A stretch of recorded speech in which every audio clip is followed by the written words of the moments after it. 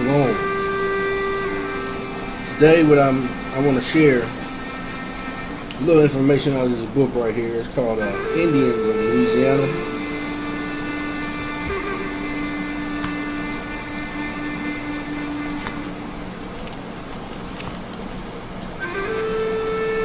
Content.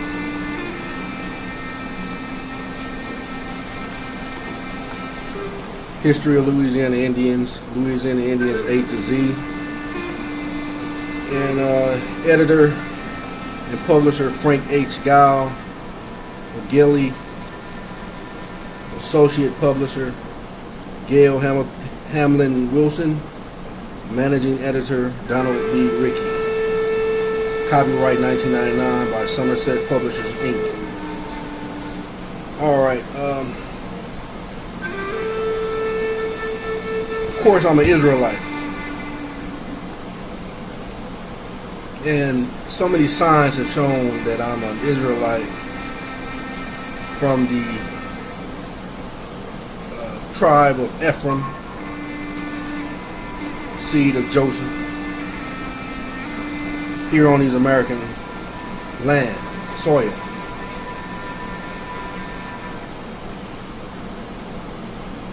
Well, what made me interested in getting this book here is because as we as a people awaken, we're told that we're many things.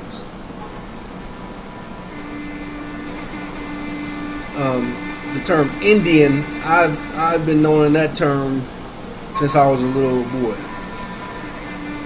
Before I even knew about all these identifications, all these different type of things, I've heard the term Indian since I was little. My dad's side, his dad came from Louisiana. My mom's side, her dad came from Oklahoma.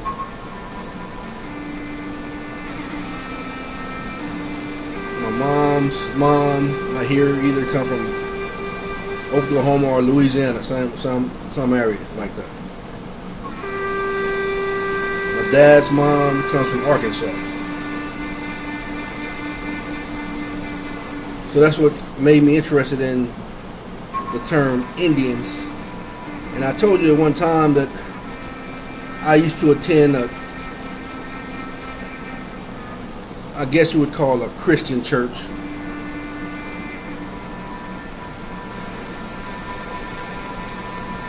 You know, although I think it was like non-denominational, but still, you know, according to Christian doctrine. And the funny thing, even in there, I'm just talking. Many of them come from the same areas: Louisiana, Houma, Texas, all these places.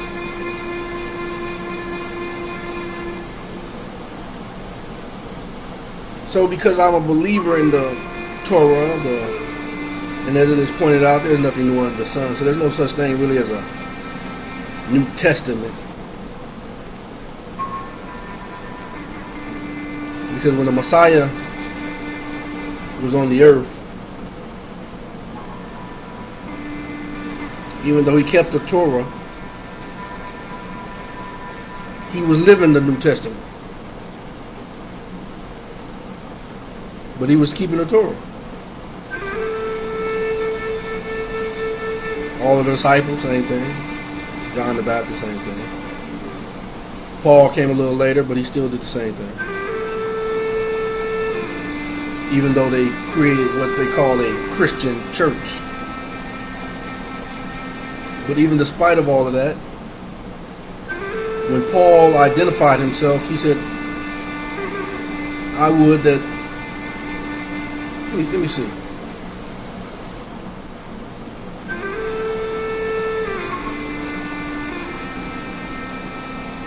I'm trying to remember what I wrote that down on.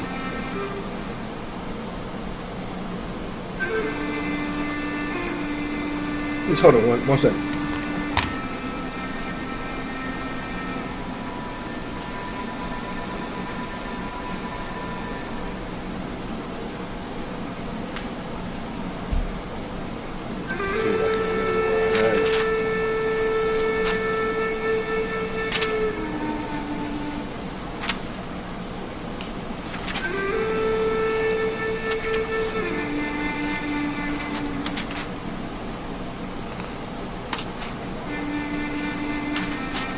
If I don't remember, I'll just move on. We're trying to find where it's at.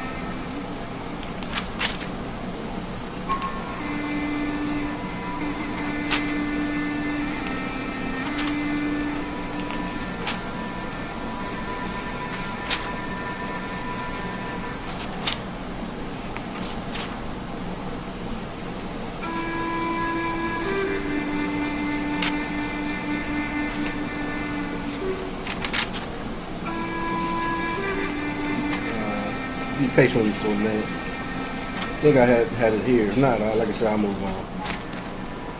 Just had a thought I want to share with you.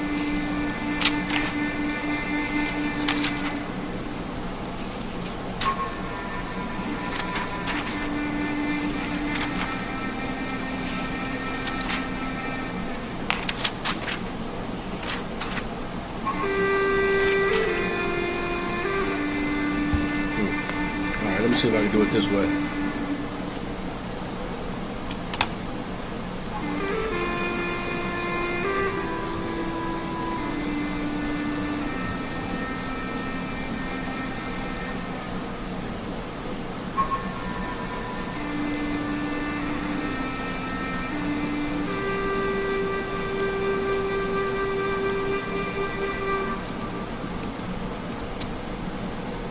Alright, I think I can deal with it. Hopefully you can still see me. I looked up a scripture, that's what I did. So I'm going to read it.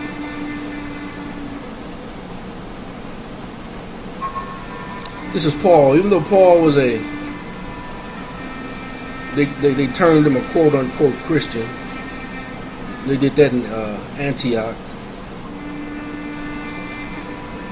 But Paul told him, he said, I'm a Israelite.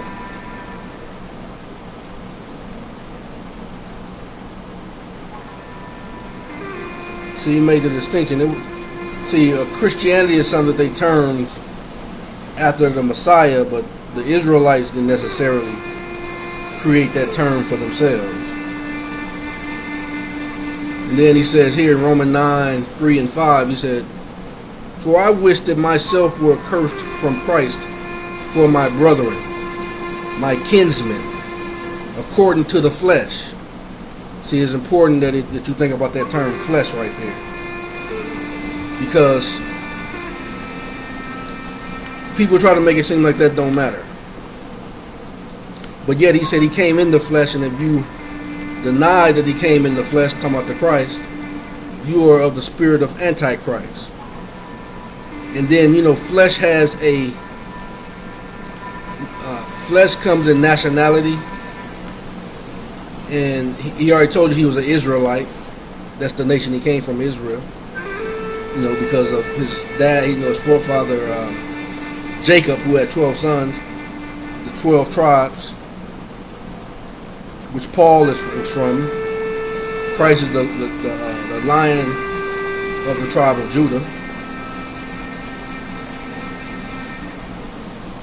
But then he says, "For I wish that myself were accursed from Christ for my brethren, my kinsmen, according to the flesh, who are Israelites." He didn't say who are Christians. He said who are Israelites, who pertained the adoption. See, all of these things is for the Israelites. He didn't say this was for the Christian church. He said all of these things here comes for the Israelites. Who are Israelites? Who pertained the adoption. See, we had grafted back into our own tree through faith. But not only that, we're drafted into our faith is the key. But even as a natural people, those of us who believe in our ancestor, the Christ, will be drafted in because of the promises that the Father gave to our ancestors, Abraham, Isaac, and Jacob. And then he made even a better promise to us that through his coming down and redeeming us, not only can we take part into an Aaron priesthood, but because of what he did, we can enjoy the priesthood of Melchizedek the way we should have done in the first place. Unto adoption of baptism by faith, in the shedding of his blood, that we may go on into perfection and become immortals, the way it was designed for us in the first place. And these are all the promises that are to the Israelites who believe, who are Israelites to whom pertaineth the adoption, the glory. See, the glory is that immortality. He said he's going to glorify us because he's been glorified. The covenants, the promises, and giving of the law, we're the ones supposed to give it. And the service of Yah, we're the priests and the prophets and the ones that are supposed to give service to the Most High Father. And the promises. See, because he gave promises to our forefathers, who are the fathers, and of whom, as concerning the flesh, Christ came. See, this is a scripture right here that tells you that he came for his own flesh. Then another place he said, I've come not only for the lost tribe of the house of Israel. And then another scripture says, I came unto my own, but my own received me not. But for those who do believe, I made it possible for them to become the sons of the living Yah. Because he is the firstborn from the dead, that we may be partakers and joint heirs with him in eternity.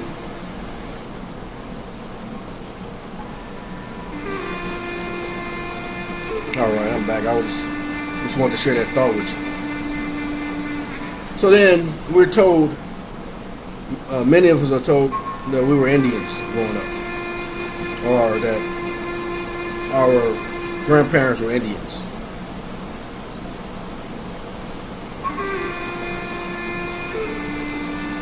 Although I didn't really know my mother's side that well growing up because of the situation I was in. I grew up with my dad's mother. And I used to always hear her say, when they spoke of my grandmother from the other, from my mother's side, they would always say,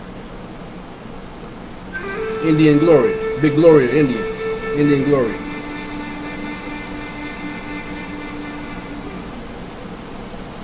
But now I look back at it, and even looking at this book, all of these people can be considered Indians. But then as I go back into the promises of my forefathers, and the promise that my Elohim Yah made to my forefathers, and in the scriptures, which everybody quotes from, even in this book here, the scriptures, the Torah, some people call it the New Testament. Now we have the Book of Mormon, which is actually our book, the Stick of Joseph, in the hands of Ephraim. And then, as I was looking into history, and I found even pictures, I found a picture that this young lady back then, this was like years back, like, early American history, that looked like someone in my family tree. So I said, well, she's a Choctaw. And then I was researching and looking at the, other people tried to put the stick of Ephraim in my hand, but I wasn't ready for it at the time, about 2017. But then somehow that Book of Mormon, a stick of Ephraim, a stick of Joseph, ended up in the hands of Ephraim, my hands. So all of these things the spirit agreed within my spirit that, yeah, I am from the tribe of Ephraim.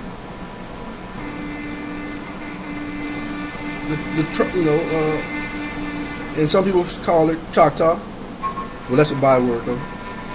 But according to Scripture, that's the tribe of Ephraim. Aborigine, indigenous,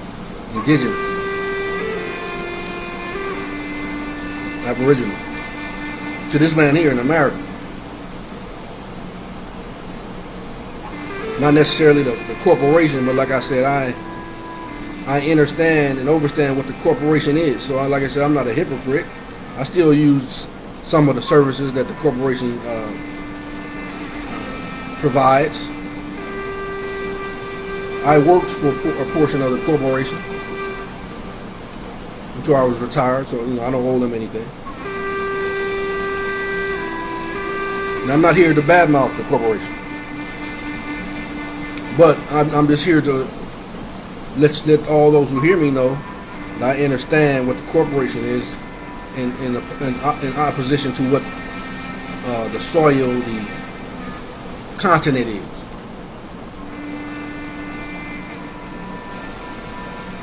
And then according to the 1828 definition of America,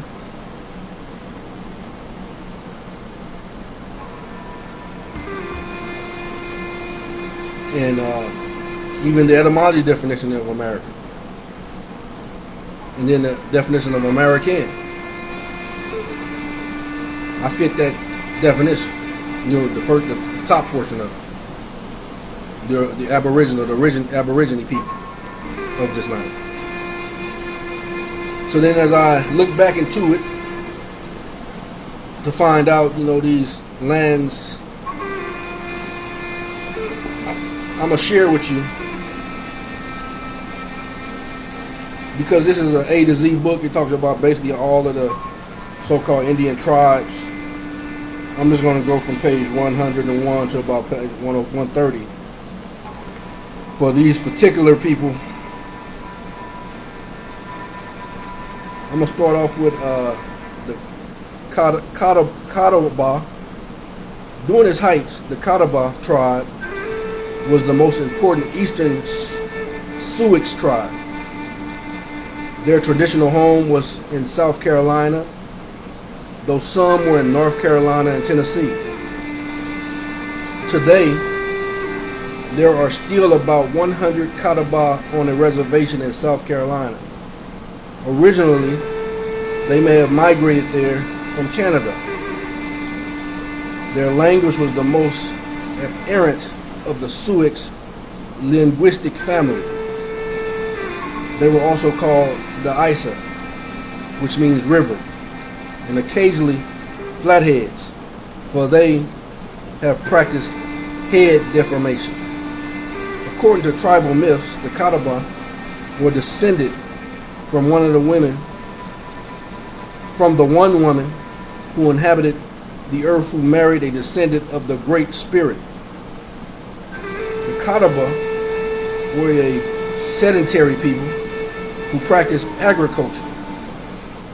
The women made some of the finest baskets and pottery of any tribe. They were ruled by a chief or a king selected by the whole tribe.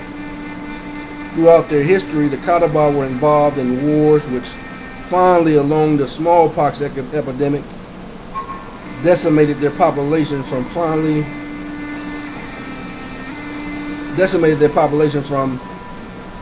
5,000 to 1,600 to 1,400 in 1728 to just a few hundred in the 1800s.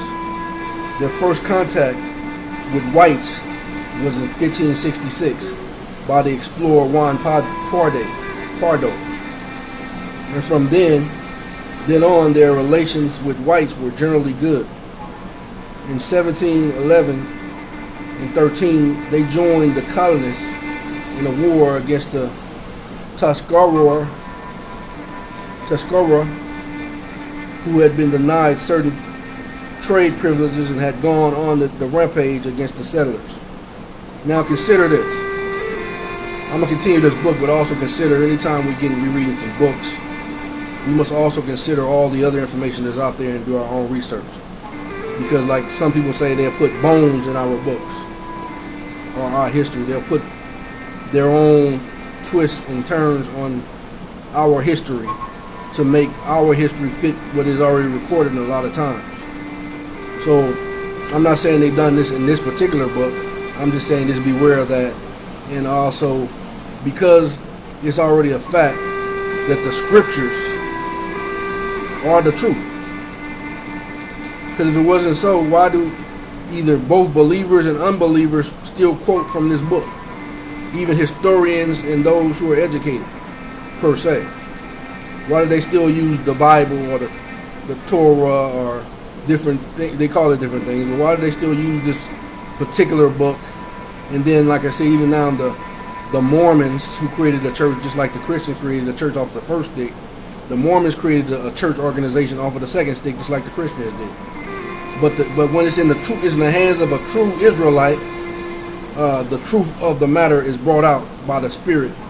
Here, the Indians call the Spirit the Great Spirit.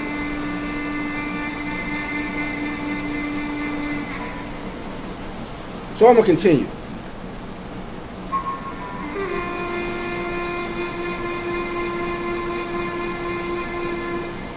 In 1715, the Catawba fought whites in the Yamasee War, but peace was quickly made. Later, they fought a war with the Araucos, but white intervention brought peace in 1754 so that both could battle with the French. But then the Catawba fought the Shawnee, who had killed their leader. Epidemics in 1738 and 1759 further produced their numbers. During the Revolution, they fought with colonists.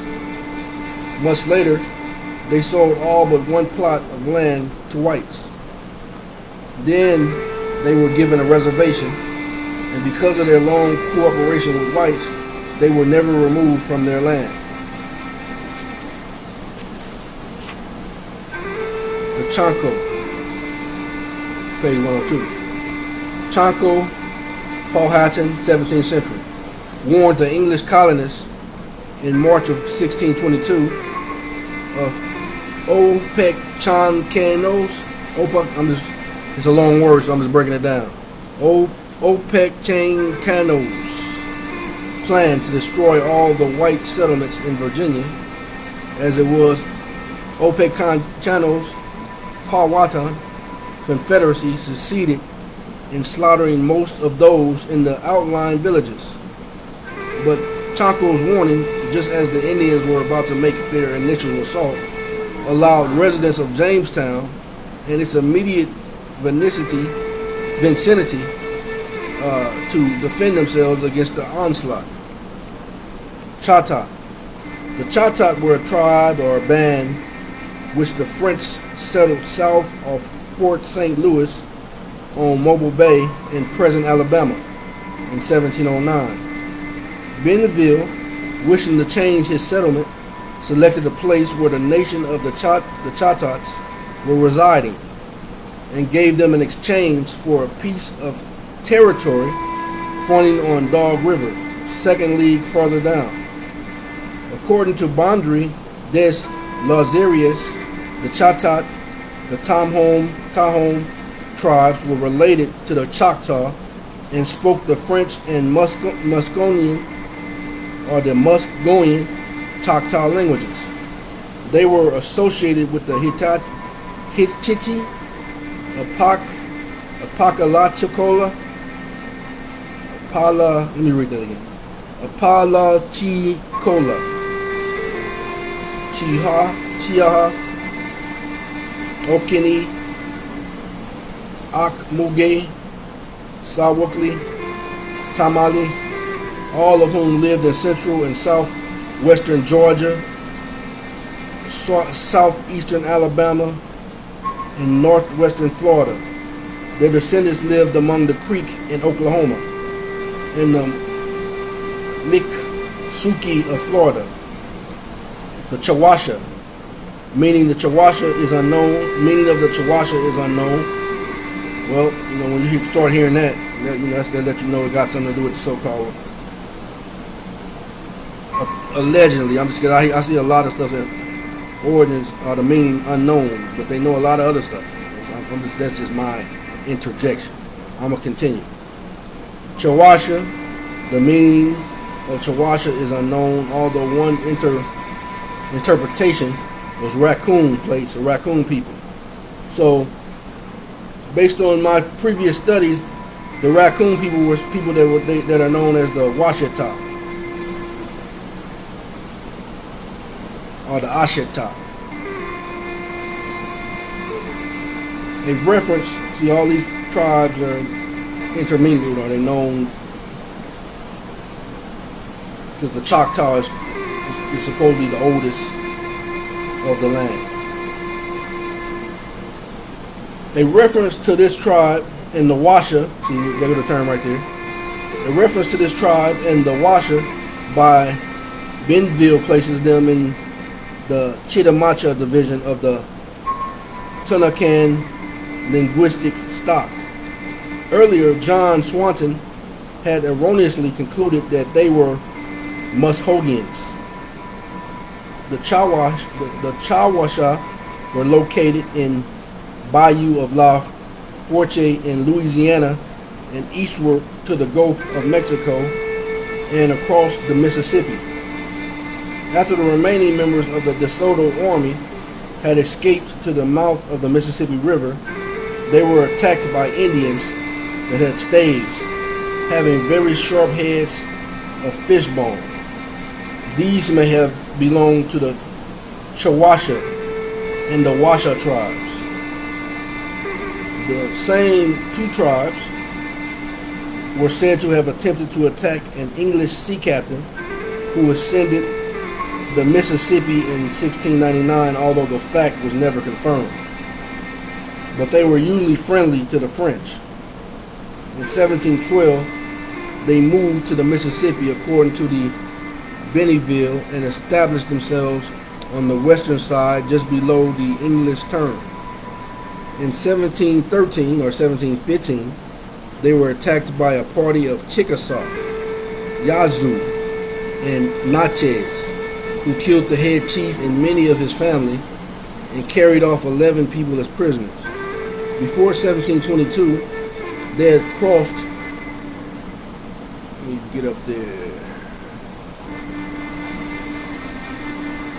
read it again because your eyes leave and you skip a whole sentence. I don't want to do that.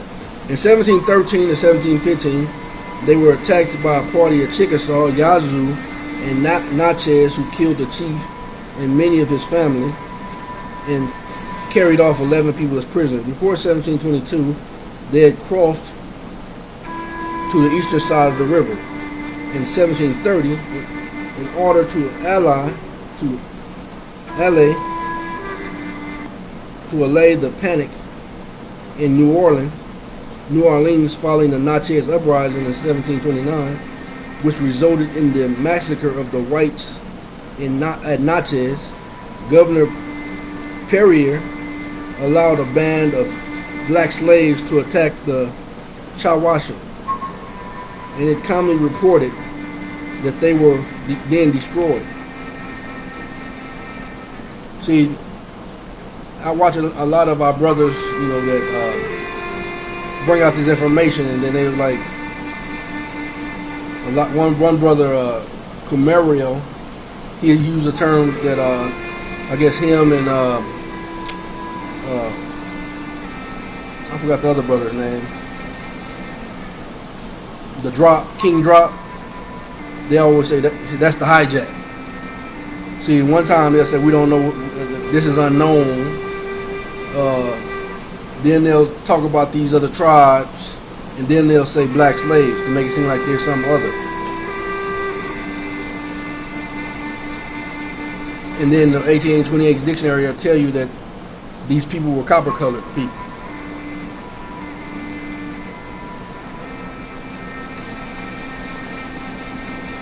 Because I did notice in the back of the book that there was very few colored, copper-colored people that was described as Indians in the back. So, if any. So like I said, that's the hijack.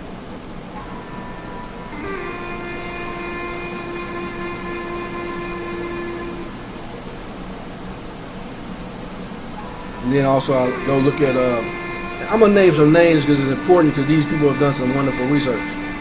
Go look at Dane Calloway and look up $5 Indians. You know, that's important here as well, to get to the truth, the root of the matter. And then also it's important to include all of this in order, you know, to find out the truth. Because some people, even from the people that are today that they would call themselves Indians, they might not even know the history of the people of their forefathers who are actually part of the $5 Indian settlements. So to them, they're Indians, or they're the people. But that goes along with everything that we're talking about, Israelites and Israelis. The truth is out there. Just have to put it all together.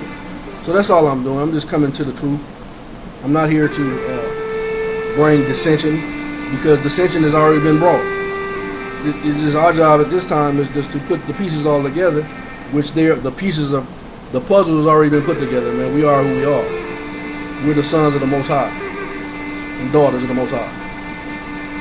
And our forefathers, Abraham, Isaac, and Jacob. And then on this side, talks about Moroni and different ones in the Book of Mormon. The people that left the tribe of Judah, because there was only one kingdom during that time, 600 BC. The Book of Mormon points out through its information that it points out that our forefathers left and came to these Americas in 600 BC, before anybody else had ever been here. And these are the people that's called Indians.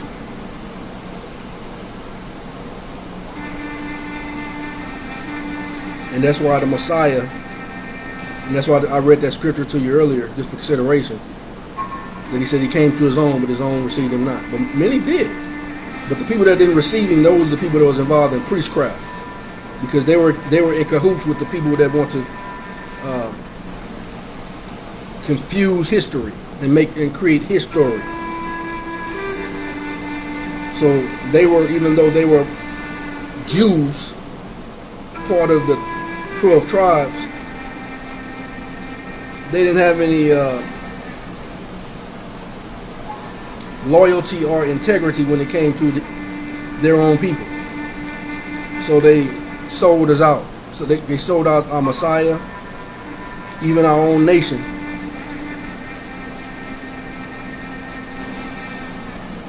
You know, so. But guess what? The truth will be the truth. The truth, he said, the truth, he said, nothing hidden in the dark, everything gonna come to the light. And that's what is happening now. Okay, let's go, continue.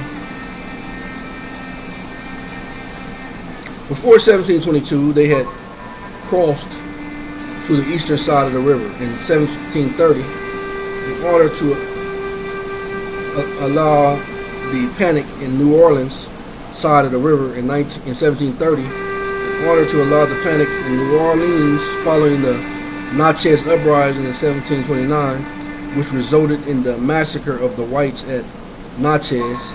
Governor Perrier allowed a band of black slaves to attack the Choctaw, and it commonly reported that they were then destroyed. How were they destroyed and still here? See, that's the hijack, as they say. Remio would break this down wonderfully. He'd say, that's the hijack. I don't know these brothers. I feel like I know them because I watch them and I get information from them in a lot of areas. They do a wonderful job. So I mention them. That's what I'm doing. I'm not here to try to attach myself to their fame. Nothing like that. I don't care nothing about that. All I care about the truth. coming to the people.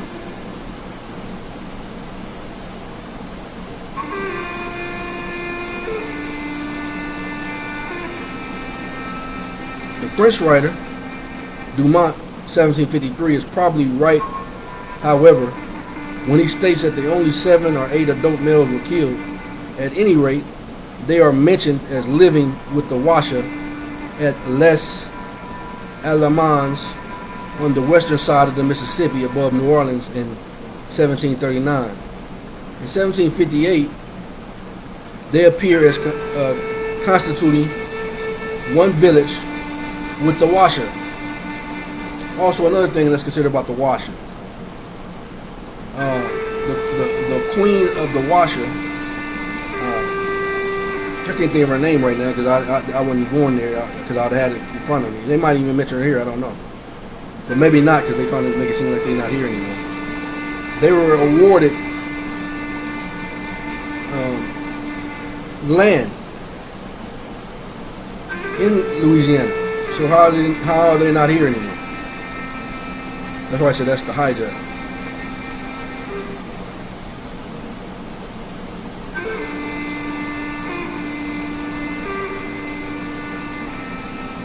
At any rate, they are mentioned as living with the Washa at Les Alamans on the western side of the Mississippi above New Orleans in 1739.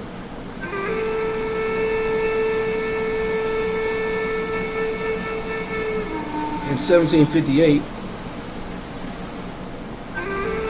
they appear as constituting one village with the Washa, except for one uncertain reference. This is the last known information of them, but they have continued for a considerable period longer before disappearing at a distant body. Mooney gave an estimate of 1,400 for the Washa, Kawasha, and the Okaloosa together in the year of 1650. Swanton's estimate for the first two and the Okaloosa as of 1698 was 700. This is based on the Baronians' estimate of 200 warriors for the 3 tribes. Around 1715, there were said to have been 40 Tawasha warriors in 1739, 30 warriors of the Washa and the Chowasha together, and in 1758, 10 to 12. The Kawasha attained the temporary notoriety in account of the massacre of them by the black slaves.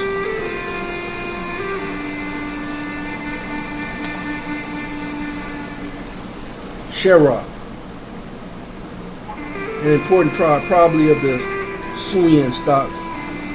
The Cherokee formerly ranged east of the Blue Ridge from about the present Danville, Virginia, southward to the neighborhood of Cherokee, South Carolina, that takes its name from them. In numbers, they have stood next to the Tuscarora among the North Carolina tribes, but are less prominent in history by the reason of their almost complete destruction before the white settlers reached their territory. They are mentioned first in the De Soto narrative for 1540 under the name of Zuala and corruption of Suali. The name by which they are traditionally known to the Cherokee, who remember them as having anciently lived beyond the Blue Ridge from Asheville.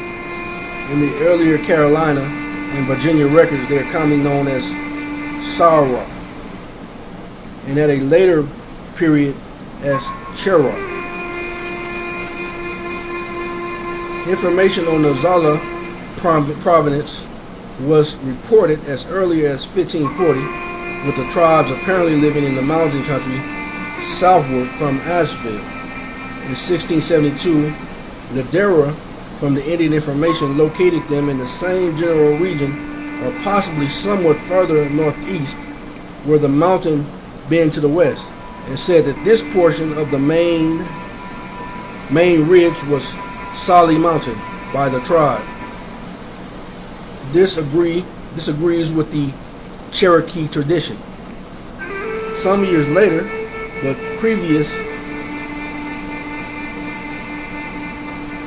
to 1700, they settled on Dan River near the south line of Virginia, where the marks of their fields were found extending for several miles along the river by Bird. In 1728, when running the dividing line between the two colonies, there seem to have been two villages, as on the map of 1760, designated as a Lower Sarah town, about 30 miles above. On the south side of Dan, between it and Town Fork, is another place marked Upper Sarah town. They were also alluded by J.F.D. Smith, who said the upper town was insignificant. About the year 1710, being harassed by the Iraqis, they abandoned their home on the, and this the term Iraqis is spelled I-R-O-Q-U-O-I-S, Iraqis. They abandoned their home on the Dan River and moved southeast to join the Keyauwee, K-E-Y-A-U-W-E-E. Because the colonists of North Carolina were dissatisfied at the proximity of these and other tribes, Governor Eden declared war against the Choctaw and applied to Virginia for assistance. Governor Spotswood refused, and he believed that the people of Carolina were the aggressors. Nevertheless, the war was carried on against them and their allies by the Carolinas until the defeat and expulsion of the Yamasee in 1716. During this period, complaint was made against the Choctaw, who were declared to be responsible for most of the mischief done north of Santee River, and of endeavoring to draw unto their alliance the smaller coast tribes. It was asserted by the Carolinians that arms were supplied them from Virginia.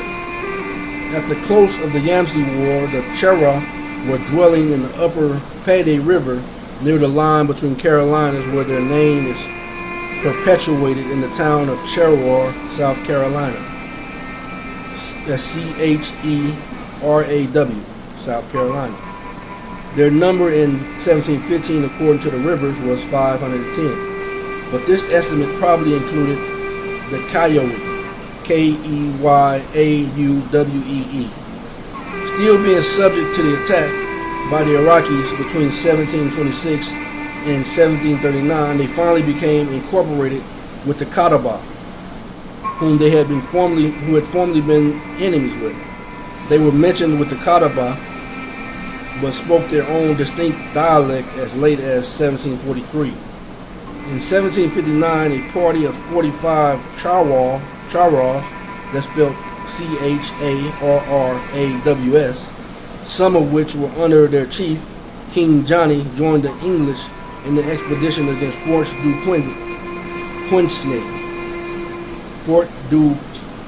Quesne. Q-U-E-S-N-E.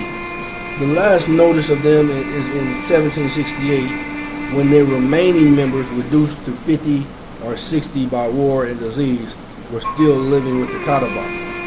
Cherokee.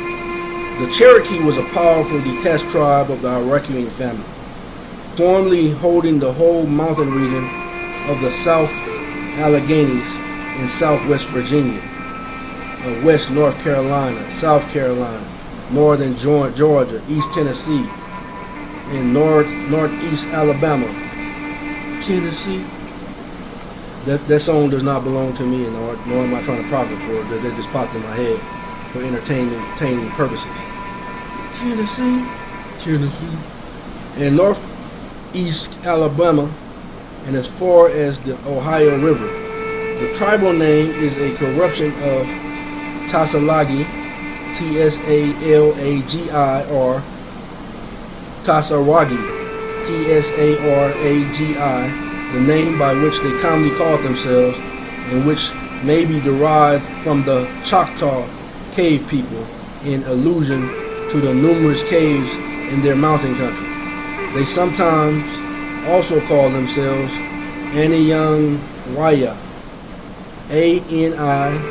Yunwaya, real people, or that's what that means, real people. They call themselves real people.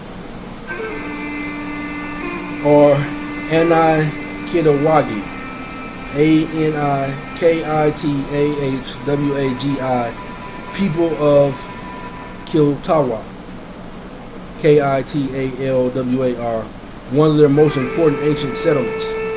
Their northern kinsmen, the Iraqis, called them Ayata Gurana, Oyatageronon, inhabitants of the cave country, and Delawares and connected tribes called them Kituwa, Kituwa, from the settlements already noted. They seem to be identical with the Rickohokans, Rickohocans,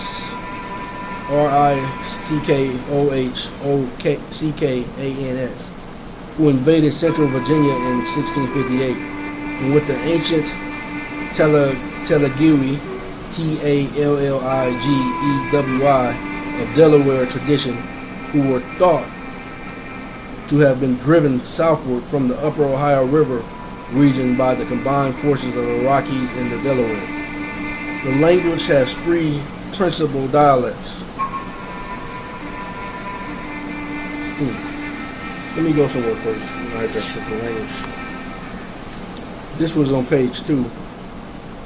It says late Paleo 8,000 to 6,000 BC. Points tools of late Paleo Indians were discovered at excavation sites in the Deep South, Michigan, the Great Lakes, Upper Ohio Valley, Wisconsin, and the Canadian side of Lake Huron. Some speculation continues about items found at these sites, since they are determined to have been used for both prairie and lake cultures. Alright, let me continue. The language has three principal, I'm back to page 105 now. So the language has three principal dialects. One, Elati, or lore, spoken on the heads of the Savannah River in South Carolina and Georgia. Two, Middle, spoken chiefly on the waters of the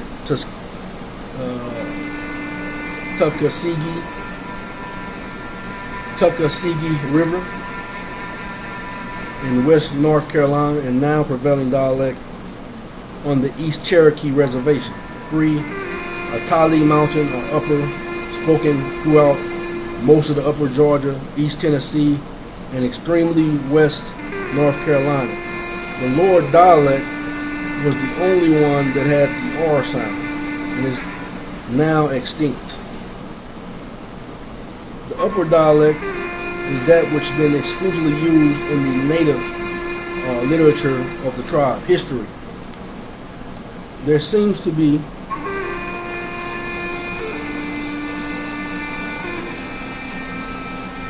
push this back so I'm not hitting the buttons I don't want to hit. Alright, let's see. History. There seems to have been a Cherokee migration legend similar to that of the Creeks, according to which the tribe entered their historic seats from some region towards the northeast. In 1540, DeSoto seems to have passed through only one town that had a Cherokee name. But Juan Pardo in 1566 learned of another, Tanasqui, Tanasqui,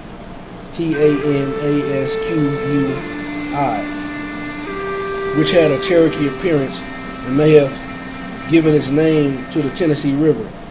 Continuous contact between the Cherokee and the whites began after Virginia was settled, when traders from that colony commenced to work their way into the Appalachian Mountains.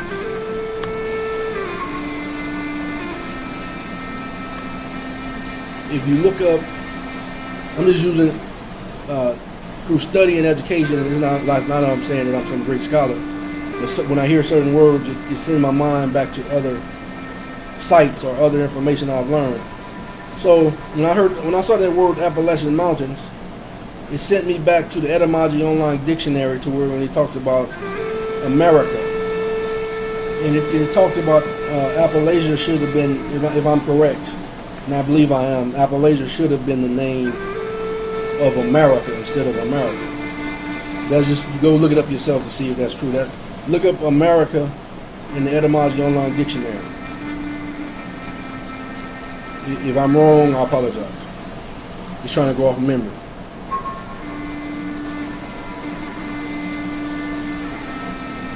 Alright. Page 106.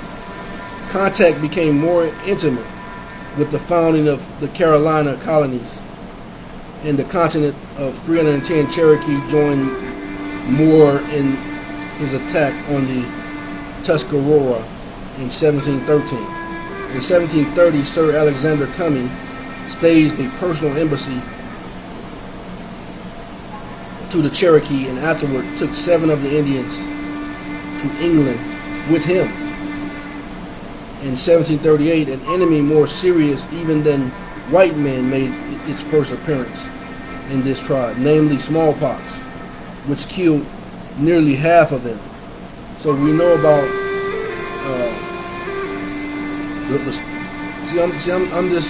information just popping under my head when I see certain terms.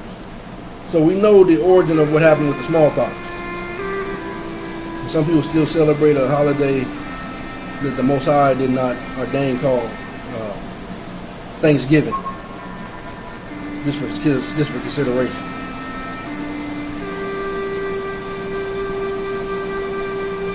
And then they tried to separate.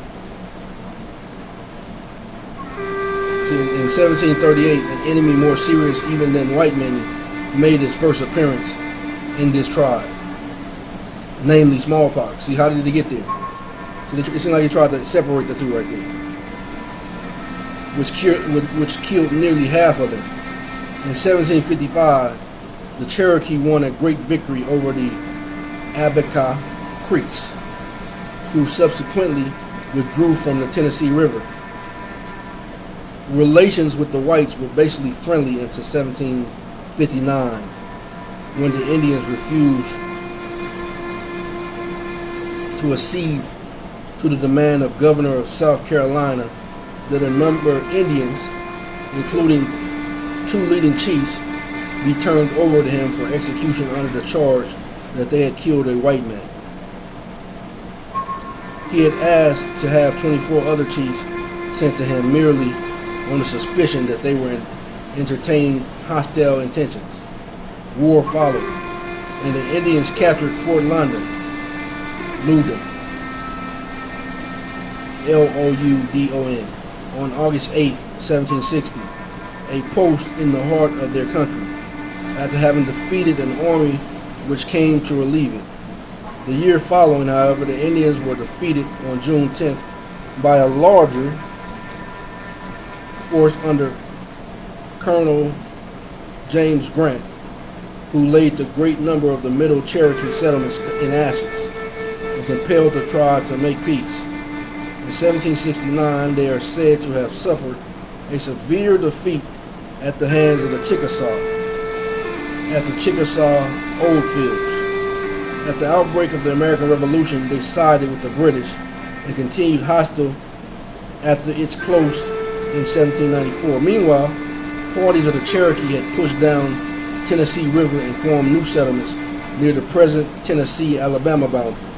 Shortly after 1800, missionary work was begun among them, and in 1820 they adopted a regular form of government modeled on that of the United States. In the meantime, large numbers of them, wearied of the encroachment of the whites, crossed the Mississippi and settled in a territory now included in Arkansas. In 1821, Sequoyah, Sequoya, son of a mixed-blood Cherokee woman and a white man, submitted his syllabary to the chief men of the nation, and on their approval, Cherokee members of all ages set about learning it with such zeal that in a few months numbers of them were able to read and write by means of it. In 1822, Choctaw went west to teach his alphabet to the Indians of the Western Division. He remained among them permanently. Traditional, linguistic, and archaeological evidence showed that the Cherokee originated in the north, but they were found in possession of the South Allegheny region when first encountered by De Soto. Their relations with the Carolina colonies began 150 years later. In 1759, led by Angastata Okinastata, they began war with the English of Carolina. In the Revolution, they took sides against the Americans and continued the struggle almost without interval until 1794.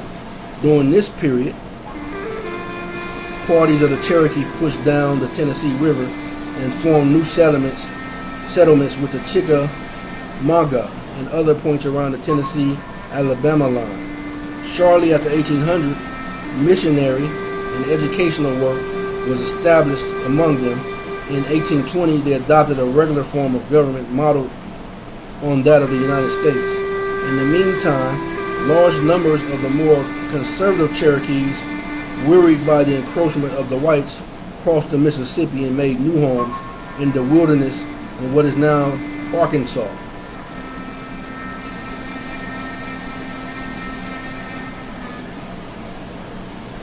A year or two later, Sequoyah, a mixed blood, invented the alphabet, which at once raised them to the rank of the literary people.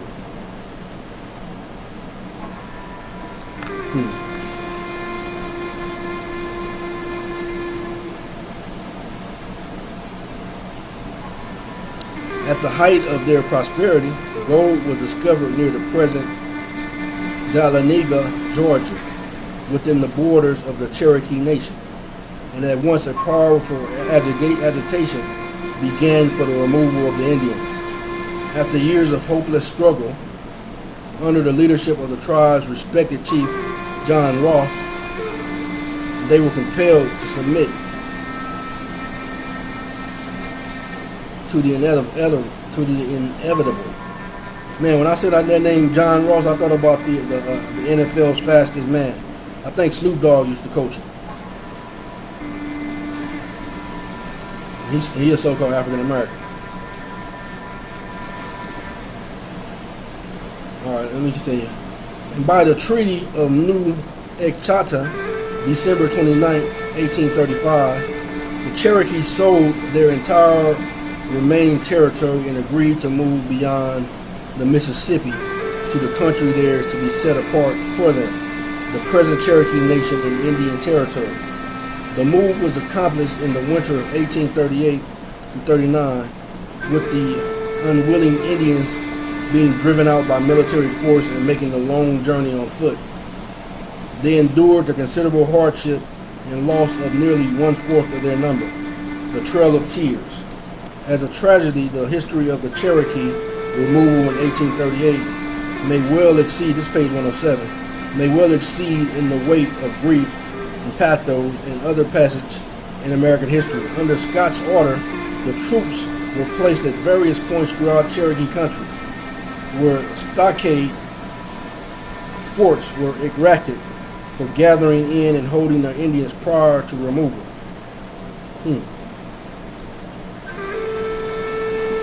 That sounds like what they're talking about today, and they're talking about creating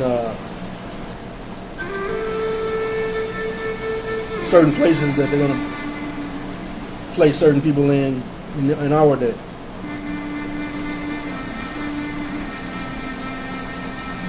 From these squads of troops were sent to search out with rifle and bayonet every small cabin hidden away in the coves and by the sides of the mountain streams, to seize and bring in as prisoners all the occupants, however or wherever they might be found. Families at dinner were startled by the sudden gleam of bayonets in the doorways and rose up to be driven with blows and oaths along the weary miles of the trail that led to the stockade. Men were seized in their fields and going along the road. Women were taken from their wheels and children from their play. In many cases, on turning for one last look as they crossed the ridge, they saw their homes in flames, started by the lawless rabble that followed in the heels of the soldiers to loot and pillage. So keen were these outlaws on the scene that in some instances they were driven off the cattle and other stock of the Indians almost before the soldiers had barely guided their owners in other directions. Systematic hunts were made by the same men for Indian graves to rob them of the silver pendants and other valuable deposited with the dead. A Georgia volunteer, afterward a colonial in the Confederate service, said, "I fought through the Civil War and have seen men shot to pieces and slaughtered by thousands, but the Cherokee removal was the cruelest work I ever knew. To prevent escape, the soldiers had been ordered to approach and surround each house so as to come upon the occupants without warning. One old patriot, when thus surprised, calmly called his children and grandchildren around him and kneeling down bid them pray with him in their own language, while the astonished onlookers looked on in silence. Then rising, he led the way into exile. A woman, on finding the house surrounded, went to the door and called up the chickens to be fed for the last time, after which, taking her infant on her back and her two other children by hand, she followed her husband with the soldiers. On reaching their destination, they reorganized their national governor, immigrant known as the Old Settlers. Let's see, I skipped this section. On reaching their distinct destination, they reorganized their national government, which their capital at Tahlequah, Tahloquah, offering equal privileges to the earlier immigrants known as the Old Settlement. A part of the Arkansas Cherokee had previously gone down into Texas, where they had obtained a grant of land in the eastern part of the state from the Mexico government. The later Texan revolutionists refused to recognize their rights, and in spite of the effort of General Sam Houston,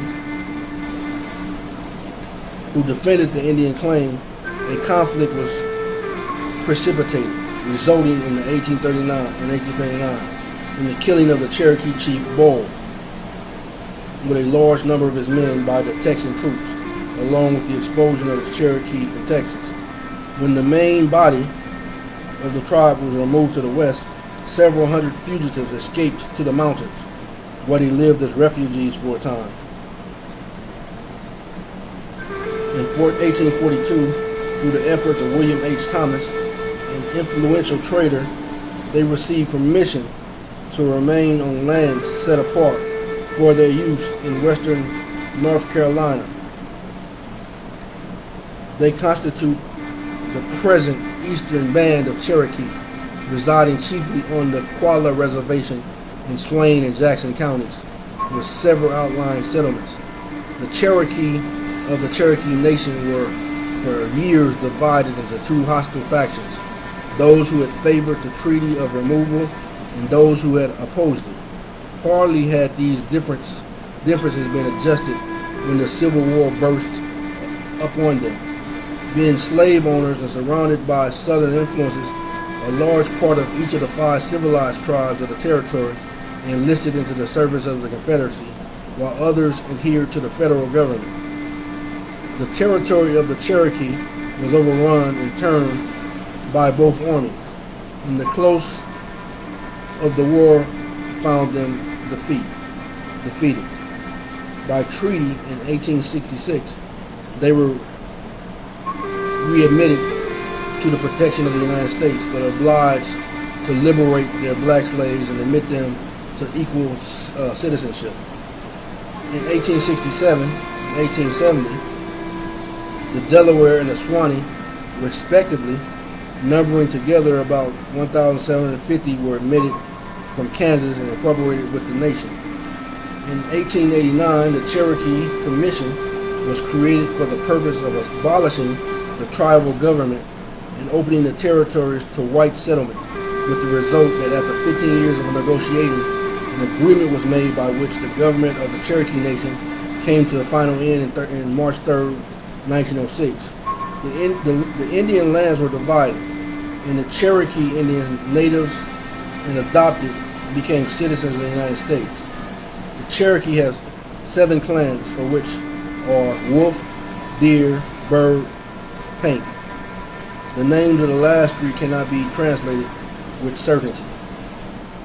There are evidence that in earlier times there were 14 which by extinction or absorption have been reduced to their present number.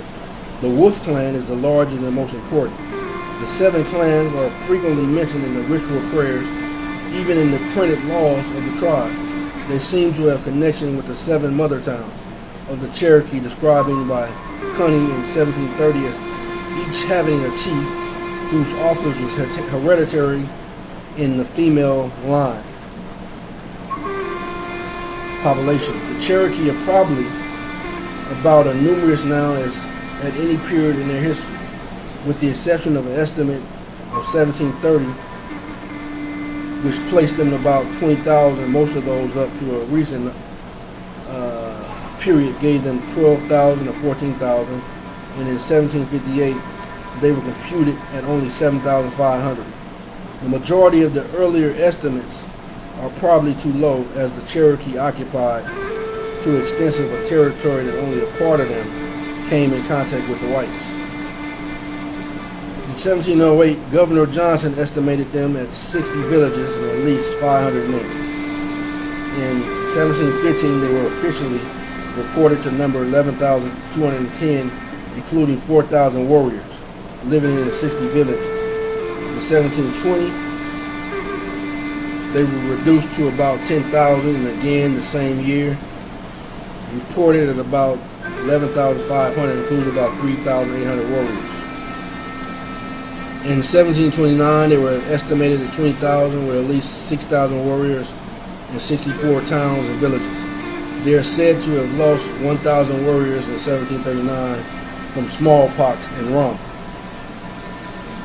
They suffered a steady decrease during their wars with the whites, extending from 1760 until after the close of the Revolution. Those in their original homes had again increased to 16,542 at the time of their forced removal to the west in 1838, but lost nearly 1/4 of the journey, with 311 perishing in the steamboat accident on the Mississippi. Alright, let's see. Those already in the west before the removal were estimated at about 6,000. The Civil War during 1861 to 65 again checked their progress, but they recovered from its effects in a remarkable short time, and in 1885 numbered about 19,000, of whom about 17,000 were in the Indian Territory, together with about 6,000 adopted whites, blacks, Delaware, and Shawnee, Shawnee,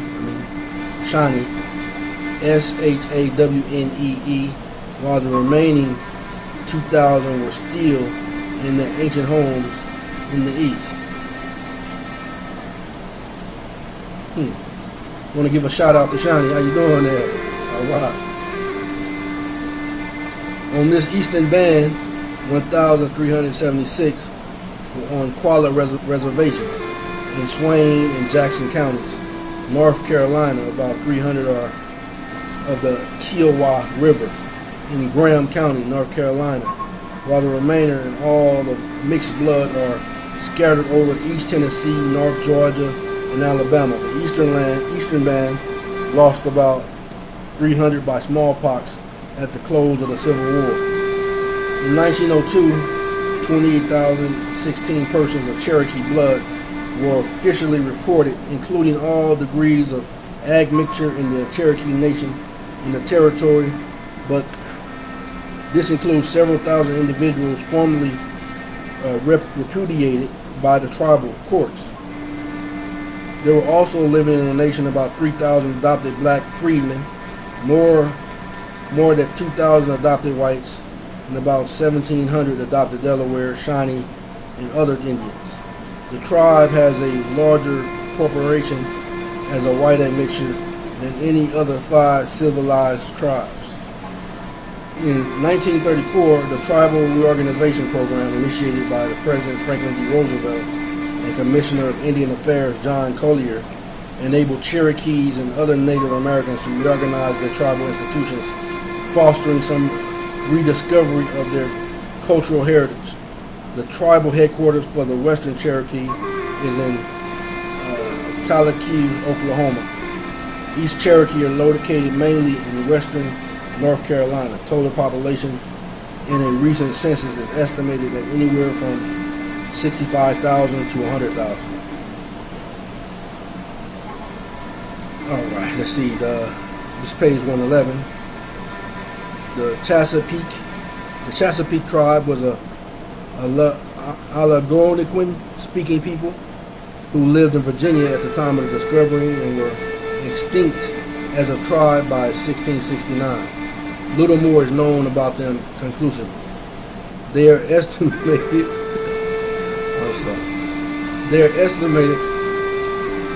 to have, and that's no, I'm not laughing at the Chesapeake, I'm just laughing how everybody's extinct.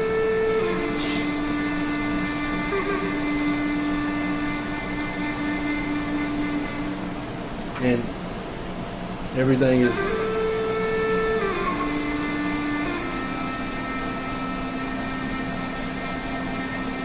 alright.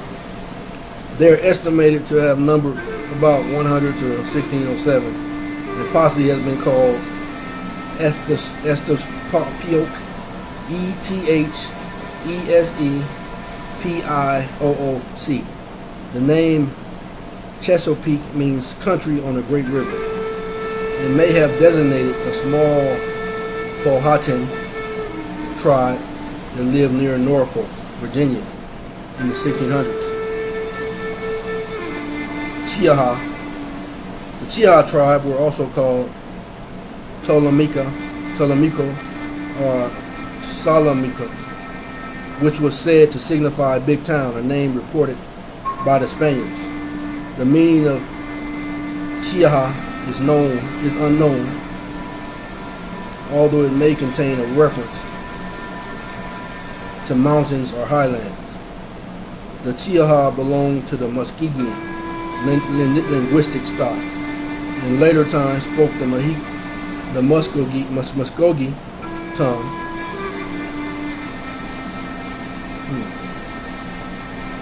But they also classed in Hittichi group.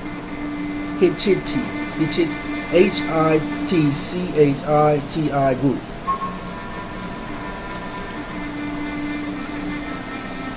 In later historic times,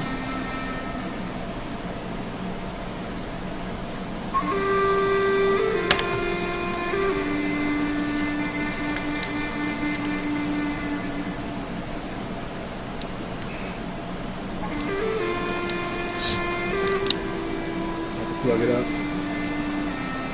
Alright, let's see where we're at. In later historic times, the Chiaha resided near the Chattahoochee River, but at the earliest period of which there is any knowledge of them, they seem to have been divided into 2 bands.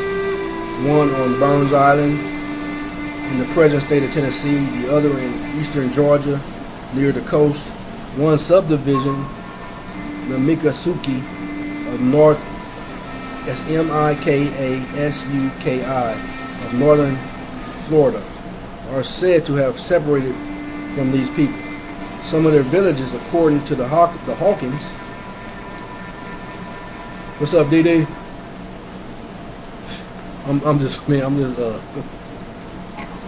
man, forgive me, man. I have a sense of humor.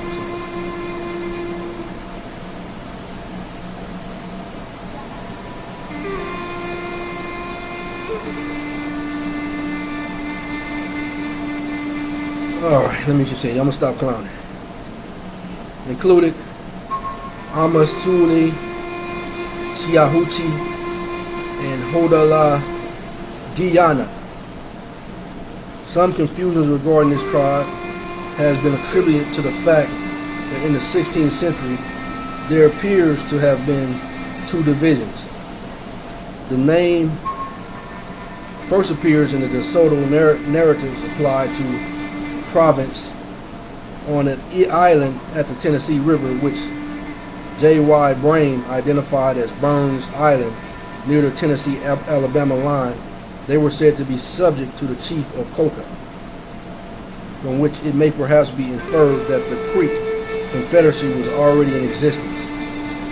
Early in 1567, Bayana Juan Pardo's lieutenant reached this town with a small body of soldiers and constructed a fort, with Pardo joining him in September.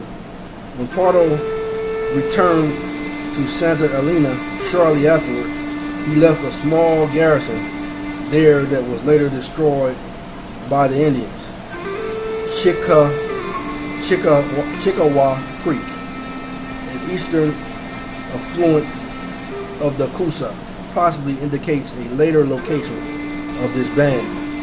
The only remaining reference which might apply to them occurs in the names of the two bodies of the creeks called the Chiha and the Chioha, which appear in the census roll of 1832 to 33, but they may have also gotten their designation from the creeks they live on. In 1727, there was a tradition among the Cherokee that the Yamasee Indians were formerly Cherokees who were driven out by the Tamahitans, and in this there may be some reminiscence of the fate of the Chia. In the Pardo narrative, Lamico and Salamico is given as a synonym for the northern Chiaha, and this may have been intended for the Talamico, which would be a Creek term meaning chief town. Chief town.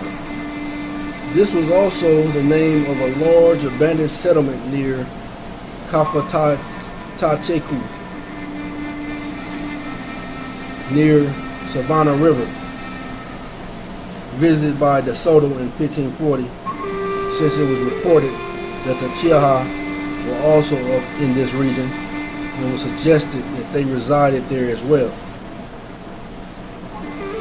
There is a Chiaha River on the south of Carolina coast, between the Edisto and the Combahee and the Chiaha, which used once as an equivalent for Kiowa. Possibly the Kusaba tribe of that name may have been related. It was also reported that the Chiaha had their homes formerly among the Yamasee. In 1715, they withdrew to Chattahoochee with other Upper Creek towns, probably from the temporary abode on Ocmulgee River, after the creek moved to Oklahoma. The Chia settled in the northeastern corner of the Creek Reservation and maintained a square around there until after the Civil War, but eventually they lost almost all of their identity. I'm not going to abandon this mission of sharing this information, but doing that because it's kind of, But I'm going to stick to my other obligation, which is almost 6 o'clock right now. So if you bear with me for a moment. Abba Yah, I come to you in the name of your Son, the Messiah, Mashiach, I ask you to forgive me for my sins, and all those who are willing, who believe, that are listening to me for their sins, that are committed by commission as well as omission, that we may come before your throne of grace boldly as the scriptures have said. Abba Yah. I pray for all these great nations, which is one nation, under you, the Most Highest, your Son, the Most High. And since I'm on the term Indian, which brings it all back together, you are a great king, and you are the Father of spirits, so it would be appropriate to call you the Great Spirit. So we give you praise, great Abba, and we thank you. We pray for all of those who are being mistreated in the world today, your people. Give them hope, Abba. Let them know that you are the Almighty, that you are who you say you are, and I know that you are who you say you are. Pray for all the families that are yours. I pray for my family, my children, my grandchildren, my brothers. And like I said, first of all, let me give the head of my other side of the family, my granddad, his wife, my brothers, my sister, all of their children, their grandchildren, my cousins, my cousin, his children, my uncle and his children and their grandchildren, my aunts and their children and grandchildren, covering all of my childhood friends who maybe be listening to me right now that are Israelites. Praying for all the house of Israel.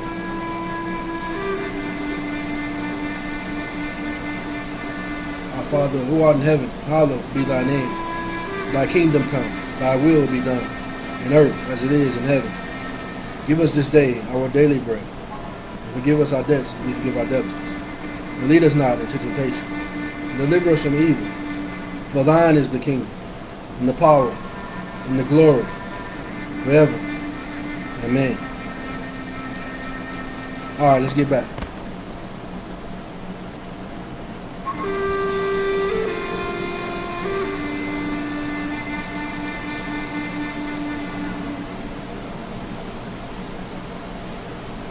This was also the name of page 112. This was also the name of a large abandoned settlement near the Kafatachiku, near the Savannah River. And also, let me know, I didn't put that up. The music in the background does not belong to me, nor do I plan on profiting from it.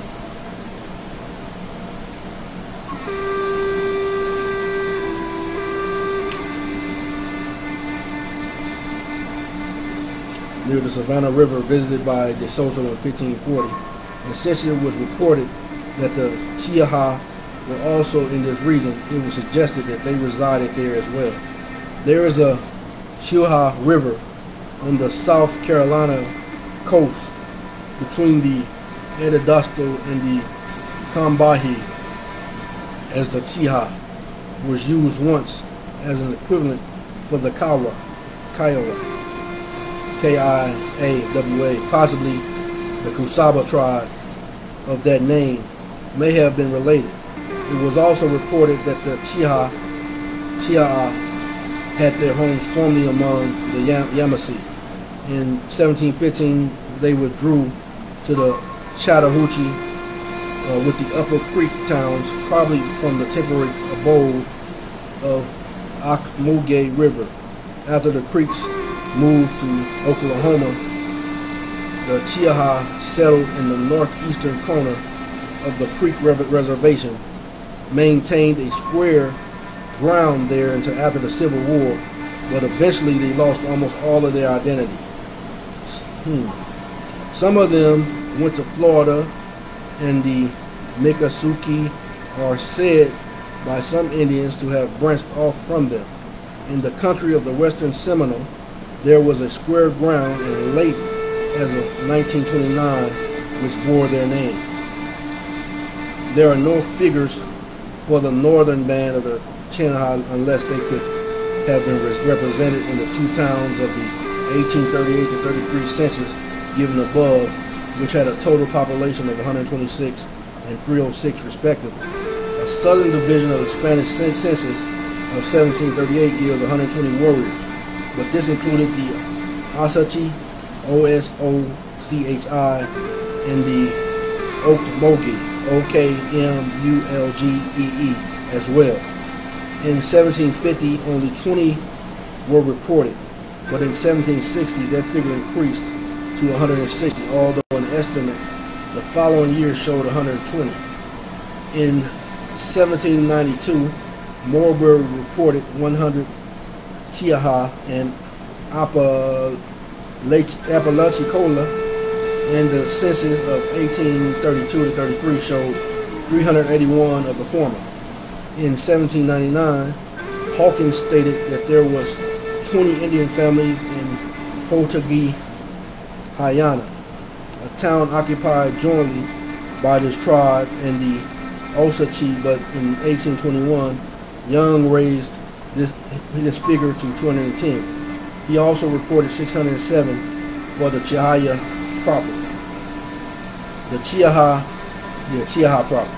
The Chihaya tribe is of some note on account of the prominence given to the branch of it in the DeSoto narrative.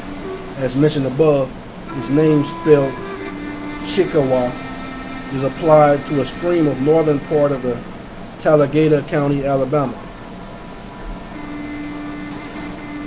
It was given in the form of Chickaw to a post helmet of Macon County, Alabama, to a stream of Collecton County, South Carolina, and also to a small place in Seminole County, Oklahoma. Page 113. Chickahominy. The Chickahominy was a tribe belonging to the Powhatan Confederacy. The Chickahominy were located in Virginia, and despite their small number, were one of the area's more important tribes. The name means related to the Powhatans.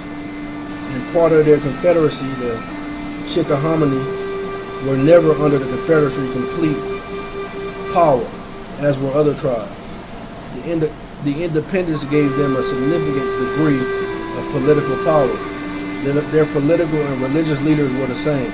They seem to have worshipped Oke, O-K-E, the god of evil. Priests warned they could summon Oke at any time. It was the most effective threat and accounted for their power. There was also a home,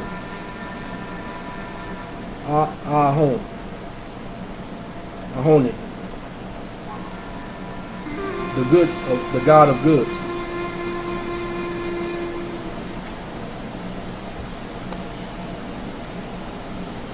All right, let's see. The great religious ceremonies took place in large wooden temples, sometimes 60 feet long. The Chickahominy lived in wooden houses that were smaller versions of the temples. Though their name indicated they crushed corn, they seem to have put less emphasis on agriculture than other southeastern tribes.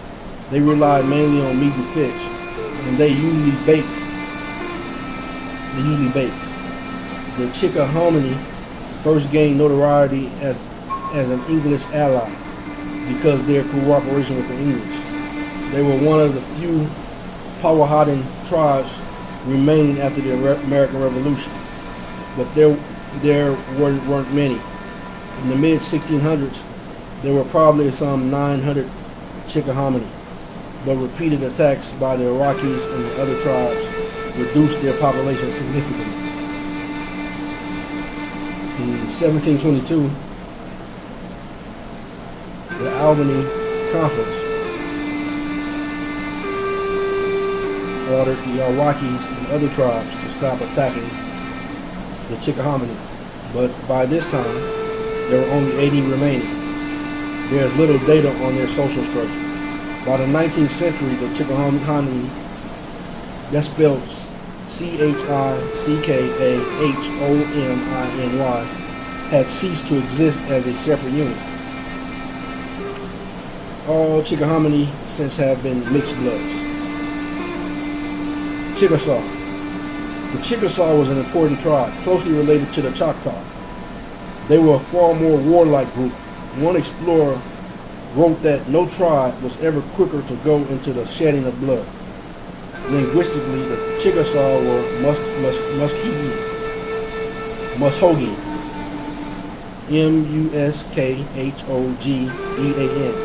Their language served as a medium between whites and Indian along the lower Mississippi.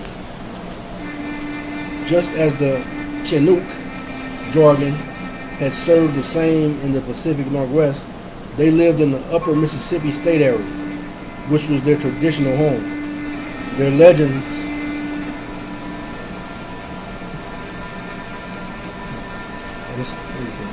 They lived in the upper Mississippi State area, which was their traditional home. Their legends are the same as the Greek immigration legends, which say they came to Mississippi from the north. Here, they remained until they were removed by the United States government to Indian Territory, now Oklahoma. Their religious life was one of the preeminent features of their culture. There was nothing under Chickasaw universe that did not have a religious purpose or significance. This was demonstrated largely in their feeling for nature. They kept a lunar calendar and held celebrations at the beginning of each new full moon. They had a stringent set of taboos. Possibly the most interesting dealt with a woman's menstrual period. During this time, women had to go into a menstrual hut, and they were not allowed to have any contact with others in the tribe until the cycle was over. Regarding their dead, the Chickasaw had a concept of heaven and hell. Those that lived a good life would spend life in joy in the sky, but those that did not would suffer torture in hell. Religion, too, had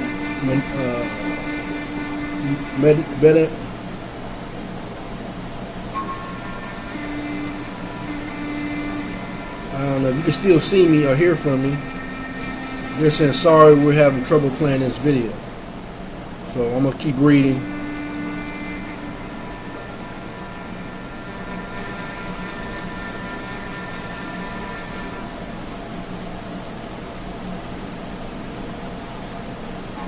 What I'm gonna do is I'm gonna end this video here, and I'm gonna start it over.